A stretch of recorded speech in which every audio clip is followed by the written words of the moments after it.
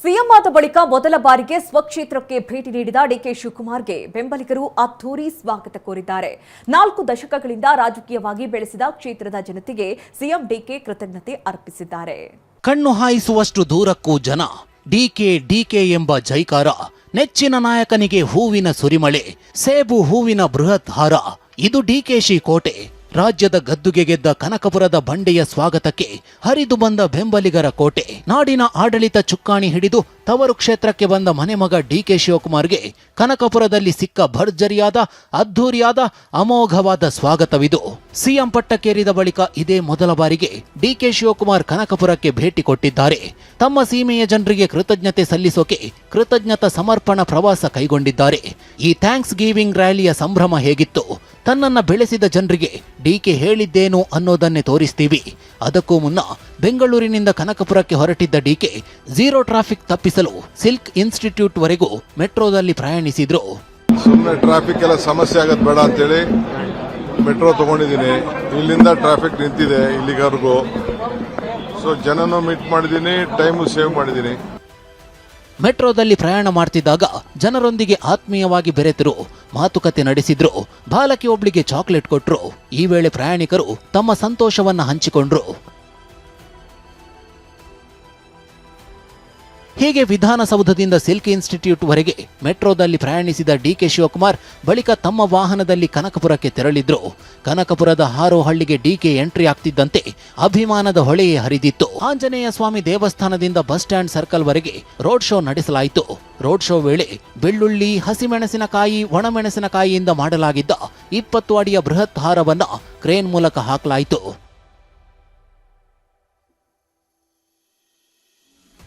ದಾರಿಯುದ್ದಕ್ಕೂ ನೆರೆದಿದ್ದ ಅಭಿಮಾನಿಗಳು ಡಿಕೆಯತ್ತ ಹೂ ಎಸೆದ್ರು. ಒಂದ್ ಕಡೆ ಪಟಾಕಿ ಸಿಡಿತಿದ್ರೆ ಡಿಕೆ ಜನರತ್ತ ಕೈ ಬೀಸ್ತಿದ್ದ ದೃಶ್ಯ ಡಿಕೆ ಜನಪ್ರಿಯತೆಯನ್ನ ಸಾರಿ ಸಾರಿ ಹೇಳ್ತಿತ್ತು. ರೋಡ್ ಶೋ ಮಾರ್ಗ ಮಧ್ಯೆ ಚಾಮುಂಡೇಶ್ವರಿ ದೇವಸ್ಥಾನಕ್ಕೂ ಭೇಟಿ ಕೊಟ್ರು. ಹಾರೋಹಳ್ಳಿಯಲ್ಲಿ ಮಾತನಾಡಿದ ಡಿಕೆ ತಮ್ಮ ಕೊಡುಗೆ ಬಗ್ಗೆ ಹೇಳಿದ್ರು. ಜೊತೆಗೆ ಕೈಗಾರಿಕೆ, ಕೃಷಿ, ವಲಸೆ ಬಗ್ಗೆ ಮಾತನಾಡಿದ್ರು. ಇಷ್ಟೇ ಅಲ್ಲದೆ ಜೆಡಿಎಸ್ ಕಾರ್ಯಕರ್ತರಿಗೂ ತಮ್ಮ ಮನೆ ಬಾಗಿಲು ತೆರೆದಿದೆ ಅಂತ ಕರೆ ಕೊಟ್ರು. ನಾನೇನು ಹೊಸದಾಗಿ ಸೃಷ್ಟಿ ಮಾಡಲಿಲ್ಲ. ದೊಡ್ಡಾಳಹಳ್ಳಿ ಕೆಂಪೇಗೌಡರ ಮಗ ಡಿಕೆ ಶಿವಕುಮಾರ್ ಅಂತ ಹೆಸರನ್ನ ಚೇಂಜ್ ಮಾಡ್ಕೊಳಕ್ ಆಗ್ತದಾ? ಆಗುದಿಲ್ಲ. ಹಂಗೆ ಇವತ್ತು ನಾವು ನೀವೆಲ್ಲ ಬೆಂಗಳೂರು ಜಿಲ್ಲೆಯವರು. ಬೆಂಗಳೂರು ಜಿಲ್ಲೆ ಹೋಗಿ ಬೆಂಗಳೂರು ಗ್ರಾಮಾಂತರ ಜಿಲ್ಲೆ ಆಯ್ತು. ಹೊಸ ಮೆಡಿಕಲ್ ಕಾಲೇಜನ್ನ ಕನಕಪುರದಲ್ಲಿ ಪ್ರಾರಂಭವನ್ನ ಮಾಡಂತ ತಾಲೂಕಲ್ಲಿ ಮಾಡಂತ ಕೆಲಸ ಅದು. ಆ ಹಾಸ್ಪಿಟ್ಲು ನಿಮ್ಗೂ ಅನುಕೂಲ, ಕನಕಪುರದವ್ರಿಗೂ ಅನುಕೂಲ. ಈಗಾಗಲೇ ಎಲ್ಲ ಅನೇಕ ಕೆರೆಗಳಿಗೆ ನೀರು ತುಂಬಿಸುವಂತ ಕೆಲಸವನ್ನ ನಾನು ಮಾಡಿಕೊಂಡು ಬಂದಿದ್ದೇನೆ. ಯಾರು ವ್ಯವಸಾಯನ ಬಿಡಕ್ ಹೋಗ್ಬೇಡಿ. ಮಿಲ್ಕೋ ಇದು ದೊಡ್ಡ ಶಕ್ತಿ ನಮ್ಮ ತಾಲೂಕು. ಕೈಗಾರಿಕೆ ಕೂಡ ಇಲ್ಲಿ ಬೆಳೀತಾ ಇದೆ. ಅವರು ಕೂಡ ನಾನು ಹೇಳ್ತೇನೆ, ಎಲ್ಲ ನಮ್ಮ ಸ್ಥಳೀಯರಿಗೆಲ್ಲ ಕೂಡ ಅವಕಾಶವನ್ನು ಮಾಡಿಕೊಡ್ಬೇಕು ಅಂತ ಹೇಳಿ ಕಟ್ಟಬದ್ಧವಾದಂತ ಆದೇಶವನ್ನ ಅವ್ರಿಗೂ ಕೂಡ ನಾನು ಕೊಡೋನಿದ್ದೇನೆ. ನಾನು ಯಾವ ಸ್ಟ್ರೈಕು ಮಾಡಬಾರ್ದು. ನ್ಯಾಯಬದ್ಧವಾಗಿ ನಿಮ್ಮೂರಿನಲ್ಲಿ ಇರಬೇಕು. ಬೆಂಗಳೂರು ವಲಸೆ ಹೋಗೋದನ್ನ ತಪ್ಪಿಸ್ಬೇಕು.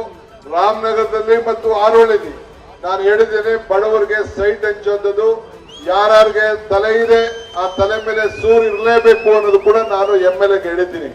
ಅದಕ್ಕೆಲ್ಲರೂ ಕೂಡ ಮಾರ್ಗದರ್ಶನ ಮಾಡ್ತೀನಿ. ತಾಳ್ಮಗಿರಿ. ಈ ಡಿಕೆ ಶಿವಕುಮಾರ್ ಕಾಂಗ್ರೆಸ್ ಮಾತ್ರ ಅಲ್ಲ, ನಿಮಗೂ ಕೂಡ ಈ ಡಿಕೆ ಶಿವಕುಮಾರ್ ಇದ್ದಾನೆ. ನನ್ನ ಮನೆ ಬಾಗಿಲು ನಿಮ್ಗೂ ಕೂಡ ತೆರೆದಿದೆ. ಬಳಿಕ ಕೋಡಿಹಳ್ಳಿಗೆ ತೆರಳಿದ ಡಿಕೆ ಶಿವಕುಮಾರ್ಗೆ ಬೃಹತ್ ಸೇಬಿನ ಹಾರ ಹಾಕಲಾಯಿತು. ಸೇಬಿನ ಹಾರದಿಂದ ಸೇಬನ್ನ ಕಿತ್ತ ಡಿಕೆ ಕಚ್ಚಿ ಬೆಂಬಲಿಗರತ್ತ ಎಸೆದ್ರೆ ಆ ಸೇಬನ್ನ ಕ್ಯಾಚ್ ಹಿಡಿದು ಬೆಂಬಲಿಗರು ಖುಷಿಪಟ್ರು.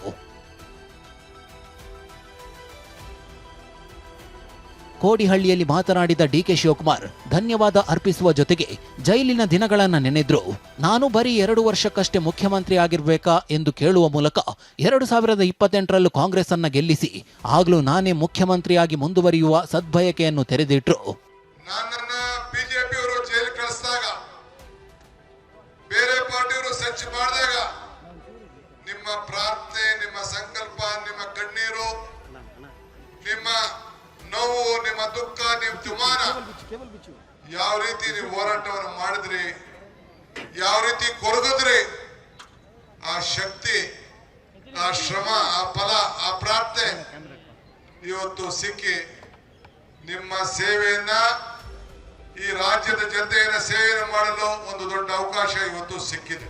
ಸೊ ನಾನು ಜನತಾ ದಳದ ಕಾರ್ಯಕರ್ತರು ಬಿಜೆಪಿಯವರು ಕೂಡ ನಾನು ಮನವಿ ಮಾಡ್ತಾ ಇದ್ದೇನೆ, ಎಲ್ಲರೂ ಕೂಡ ನಿಮ್ಮ ತಲೆಯಿಂದ ತೆಗೆದಾಕಿ. ಇನ್ನೊಬ್ಬ DK ಶಿವಕುಮಾರ್ನ ನಿಮ್ಮ ಜನತಾ ದಳ ಬಿಜೆಪಿಲಿ ಈ ಕನಕಪುರದಲ್ಲಿ ತಯಾರು ಮಾಡಕ್ ಸಾಧ್ಯನಾ? ಇದನ್ನ ಮನವರಿಕೆ ಮಾಡಬೇಕು. ಯಾರಿಗೆ ಒಪ್ತೇ ಹೋದ್ರು ನಿಮ್ಮ ಆತ್ಮಸಾಕ್ಷಿ ಒಪ್ಬೇಕು. ಅದೇ ರೀತಿಯಲ್ಲಿ ಅಧಿಕಾರ ಮಾಡಿ ಈ ರಾಜ್ಯದಲ್ಲಿ ಒಂದು ಸಾಕ್ಷಿ ಗುಡ್ಡೆ ಬಿಟ್ಟು ಹೋಗುತ್ತದೆ. ನಮ್ಮ ಬದುಕು ಯಾವುದು ಶಾಶ್ವತ ಅಲ್ಲ. ನಾನು ಬರೀ 2 ವರ್ಷದ ಮುಖ್ಯಮಂತ್ರಿ ಆಗಿರ್ಬೇಕಾ? ನಾನು ಇನ್ನ ಮತ್ತೆ ನಿಮ್ಮ ಆಶೀರ್ವಾದದಿಂದ ಮತ್ತೆ 2028 ಗೆಲ್ಲಬೇಕು. ಅದಕ್ಕೆ ನಾವೆಲ್ಲ ಸೇರಿ ಒಗ್ಗಟ್ಟಾಗಿ ಕೆಲಸ ಮಾಡೋಣ. ಇನ್ನು ರಾಮನಗರ ಎಂಬ ಹೆಸರನ್ನ ಬೆಂಗಳೂರು ದಕ್ಷಿಣ ಅಂತ ಮರುನಾಮಕರಣ ಮಾಡಿರೋದ್ರ ಹಿಂದೆ ಜನರ ಹಿತವಿದೆ ಅನ್ನೋ ಮಾತನ್ನ ಎಲ್ಲಾ ಕಡೆ ಒತ್ತಿ ಒತ್ತಿ ಹೇಳಿದ್ರು. ಜನರ ದುಃಖ ದುಮ್ಮಾನ ಕೇಳೋದಕ್ಕೆ, ಮನವಿ ಪತ್ರಗಳನ್ನ ಸ್ವೀಕಾರ ಮಾಡೋದಕ್ಕೆ KAS ಅಧಿಕಾರಿಯನ್ನ ನೇಮಿಸೋದಾಗಿ ಭರವಸೆ ಕೊಟ್ರು. ಕನಕಪುರದಲ್ಲಿ ಆ ಅಧಿಕಾರಿ ಇರ್ತಾರೆ ಅಂದ್ರು. ಈಗ ಕನಕಪುರದಲ್ಲೇ ಒಬ್ಬ ಅಧಿಕಾರಿ ಪರ್ಮನೆಂಟ್ ಆಗಿ ಇಟ್ಟಿರ್ತೀನಿ. ಬೆಂಗಳೂರು ಬಂದು ಯಾರು ಅರ್ಜಿ ಕೊಡೋರಿದ್ರೆ ಅಲ್ಲಿ ಕೊಡಕ್ ಹೋಗ್ಬೇಡಿ, ಇಲ್ಲೇ ಕೊಡಿ. ಅರ್ಜಿ ಎಲ್ಲ ನನಗೆ ಬರ್ತವೆ. ನಾನೇ ಅದನ್ನ ಪರಿಶೀಲನೆ ಮಾಡಿ ನಾನು ಸುರೇಶ್ ಅವರು ಖುದ್ದಾಗಿ ನೋಡಿ ಅದು ಏನ್ ಬೇಕೋ ಅದಕ್ಕೆ ಪರಿಹಾರ ಕೊಡಂತ ಮಾಡ್ತೀವಿ. ಕಾಲೇಜನ್ನ ಕನಕಪುರದಲ್ಲಿ ಪ್ರಾರಂಭವನ್ನ ಮಾಡಂತ ತಾಲೂಕಲ್ಲಿ ಮಾಡಂತ ಕೆಲಸ ಅದು. ಆ ತಾಲೂಕು ಹಾಸ್ಪಿಟ್ಲು ನಿಮ್ಗೂ ಅನುಕೂಲ, ಕನಕಪುರದವ್ರಿಗೂ ಅನುಕೂಲ. ಈಗಾಗಲೇ ಎಲ್ಲ ಅನೇಕ ಕೆರೆಗಳಿಗೆ ನೀರು ತುಂಬಿಸುವಂತ ಕೆಲಸವನ್ನ ನಾನು ಮಾಡಿಕೊಂಡು ಬಂದಿದ್ದೇನೆ. ಯಾರು ವ್ಯವಸಾಯನ ಬಿಡಕ್ ಹೋಗ್ಬೇಡಿ. ಸಿಲ್ಕು ಮಿಲ್ಕು ಇದು ದೊಡ್ಡ ಶಕ್ತಿ ನಮ್ಮ ತಾಲೂಕು. ಕೈಗಾರಿಕೆ ಕೂಡ ಇಲ್ಲಿ ಬೆಳೀತಾ ಇದೆ. ಅವರು ಕೂಡ ನಾನು ಹೇಳ್ತೇನೆ, ಎಲ್ಲ ನಮ್ಮ ಸ್ಥಳೀಯರಿಗೆಲ್ಲ ಕೂಡ ಅವಕಾಶವನ್ನು ಮಾಡಿಕೊಡ್ಬೇಕು ಅಂತ ಹೇಳಿ ಕಟ್ಟಬದ್ಧವಾದಂತ ಆದೇಶವನ್ನ ಅವ್ರಿಗೂ ಕೂಡ ನಾನು ಕೊಡೋನಿದ್ದೇನೆ. ನಾನು ಯಾವ ಸ್ಟ್ರೈಕು ಮಾಡಬಾರ್ದು, ನ್ಯಾಯಬದ್ಧವಾಗಿ ನಿಮ್ಮೂರಿನಲ್ಲಿ ಇರಬೇಕು. ಬೆಂಗಳೂರು ವಲಸೆ ಹೋಗೋದನ್ನ ತಪ್ಪಿಸ್ಬೇಕು, ಅಲ್ಲಿ ಕೆಲಸ ಮಾಡಬೇಕು. ಹಾರೋಹಳ್ಳಿ ಬಳಿಕ ತುಂಗಣಿ, ಟಿಬೇಕುಪ್ಪೆ, ಹೆರಿಂದ್ಯಾಪನಹಳ್ಳಿಯಲ್ಲಿಯೂ DKಗೆ ಸೇಬಿನ ಹಾರದ ಸ್ವಾಗತ ಸಿಕ್ತು. ಹೀಗೆ ಕನಕಪುರ ಕ್ಷೇತ್ರದ ಹಳ್ಳಿಗಳಲ್ಲಿ DKಶಿ ಅಬ್ಬರ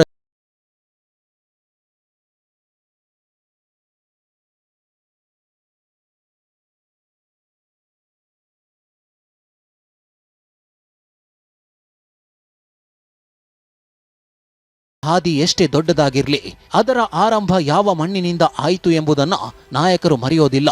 ಅದರಂತೆ ಇಂದು DK ಶಿವಕುಮಾರ್ ತಮ್ಮ ರಾಜಕೀಯ ಜೀವನಕ್ಕೆ ಅಡಿಪಾಯ ಹಾಕಿದ ಕನಕಪುರದ ಜನರ ಎದುರು ನಿಂತಿದ್ದಾರೆ. ಇದು ಕೇವಲ ಒಂದು ಕ್ಷೇತ್ರ ಭೇಟಿಯಲ್ಲ, ಒಬ್ಬ ನಾಯಕ ತನ್ನ ಜನತೆಗೆ ಸಲ್ಲಿಸುತ್ತಿರುವ ಕೃತಜ್ಞತೆ. ಪ್ರಶಾಂತ್, TV9, ರಾಮನಗರ.